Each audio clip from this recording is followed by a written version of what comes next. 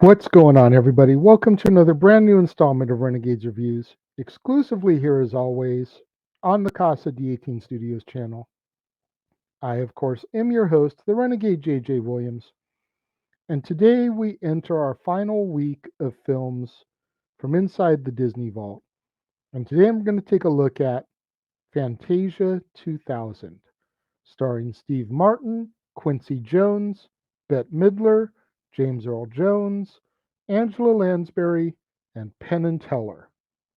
What's going on, everybody? Thank you for joining me here once again for another brand new installment of Renegades Reviews. And as I said during the introduction, today is our final week looking at films from within the Disney Vault. And today we're going to take a look at Fantasia 2000. Now, as you may recall from my review of the original Fantasia from last year, this film is made up of animated segments that are set to classical music. We have 8 musical segments within the program, and the first of our 8 segments is set to Symphony Number 5 by Ludwig van Beethoven. As abstract patterns and shapes, which resemble hundreds of colorful triangle-shaped butterflies, in dozens of magentas, reds, oranges, yellows, greens, blues, purples, pinks, grays, whites, browns, in various shades, tints, tones, and hues. Explore the world of light as well as darkness, whilst being pursued by a swarm of dark black pentagon or hexagon shaped bats. The world is ultimately conquered by light and color. In our second segment, Pines of Rome, a family of humpback whales are able to fly. However, the young baby whale is separated from his parents and becomes trapped within an iceberg. Eventually, he is able to find his way out with his mother's help. The family then joins a larger pod of whales who fly and frolic through the clouds and into outer space. The third segment, George Gershwin's Rhapsody in Blue, is set in the 1930s and is designed in the style of Al Hirschfeld's caricatures of the time. The story follows 4 people who are all wishing for a better life. All 4 individuals end up getting their wish in the end as their stories and lives intertwine with each other without any of them even knowing it.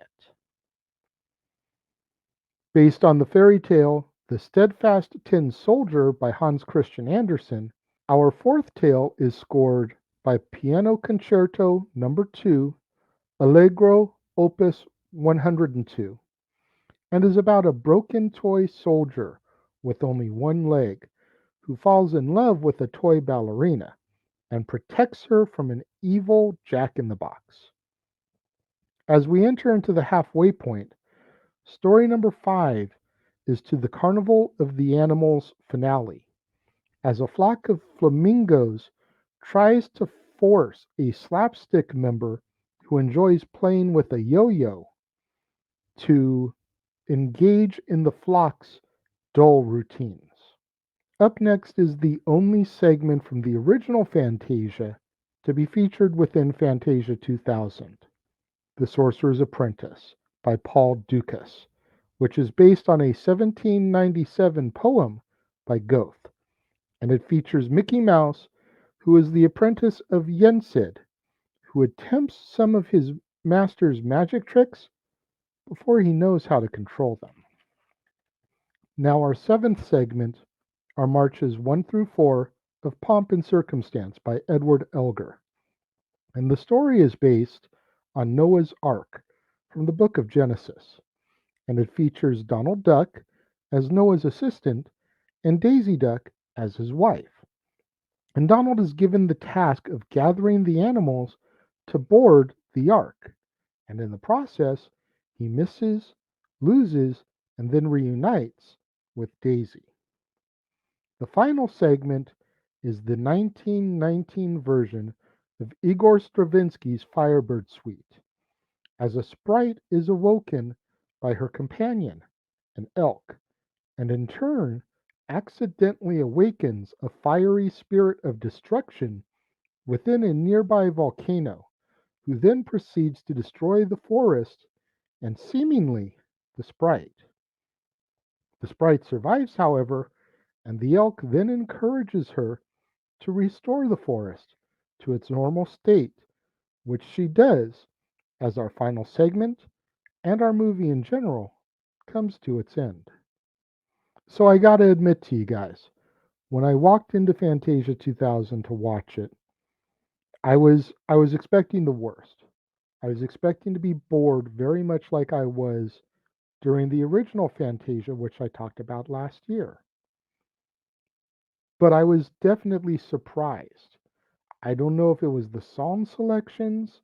I don't know if it's the way that animation in general had progressed since the original. But out of the 8 segments, I really enjoyed 4 of them. I enjoyed the Rhapsody in Blue segment, of course, the Sorcerer's Apprentice. I enjoyed the Pomp and Circumstance segment with Donald Duck, and I enjoyed the final segment with the Sprite. The others weren't bad, but they just didn't leave that lasting impression on me. The only one I could maybe say there's a little of an exception to was the second one with the humpback whales. I did enjoy that one. It just didn't grab me like the others did. But even still, that's 4.5, we'll say 5 segments out of 8 that I did enjoy. Whereas with the original, there was 2, maybe 3 that I really enjoyed. You take those 3 and these 5, you put them together, bam, you got a bomb Fantasia movie, in my opinion. But I digress. I also really enjoyed the celebrity introductions prior to the segments, and even the fact that all of them, with the exception of Quincy Jones and Penn and Teller, have strong Disney ties. You figure Steve Martin started as a cast member in The Magic Shop. And of course, he's done movies which Touchstone Pictures, which is a Disney subsidiary, has distributed. Bette Midler, Hocus Pocus, Oliver and Company, James Earl Jones, The Lion King, Angela Lansbury. You've got Bedknobs and Broomsticks, as well as Beauty and the Beast. There's such a storied history between these celebrities that it did the introducing and Disney that it just made it seem very warm and sincere instead of being a paid celebrity. You know what I mean? So when it comes to my rating for Fantasia 2000, I'm going to give it 4 out of 5 stars because it really did impress me a lot more than the original did. What do you guys think of Fantasia 2000? Let me know. If you're watching the premiere, leave your thoughts and comments over here. If you're watching on demand later in the day, leave your thoughts and comments down here. But let's engage in that conversation, y'all. Let's talk about this because I know I'm at that point in the month where a lot of things have cult followings or a lot of things are just really crapped on. And I'm curious where Fantasia 2000 stands with you. So let me know. Make sure you guys tune in at the top of the following hour, both right here on the Casa D18 Studios channel, as well as over on the Jeff Meacham Network, as Jeff Meacham and I once again give you the opportunity to ask the dads. That's right, your weekly opportunity to get your questions in and ask the dads, not always on wrestling, whatever you want, whether it's wrestling related, non wrestling related, newsworthy, movies, music, etc. Get your questions in and ask the dads. And then don't forget on Wednesday, right here for an all new episode of Renegades Reviews, I'll be taking a look at the Tigger movie, starring Jim Cummings, Nikita Hopkins, Ken Sansom, John Fiedler, Peter Cullen, Kath Sousey, and John Hurt. You're not going to want to miss out on any of that content, both right here on the Casa D18 Studios channel, as well as over on the Jeff Meacham Network. To all my loyal fans and friends out there, thank you for tuning in and joining me again today. I greatly appreciate each and every one of you. Make sure you smash that like button. Make sure you're subscribed. Make sure your notification bells are turned on so that you're alerted at all my new content. Get out there, share this video with your family, friends, loved ones, movie fanatics, Disney fanatics, Mickey Mouse fanatics, Donald Duck fanatics, Gershwin fans, Beethoven fans, fans of classical music in general. Anybody that you can think of, anybody that you can think of that might enjoy my content and my videos, share this with them so we can help boost up my visibility in the YouTube algorithms, get me monetized by the end of the year. Thank you to each and every one of you once again for tuning in and joining me today, and I will see you guys next time.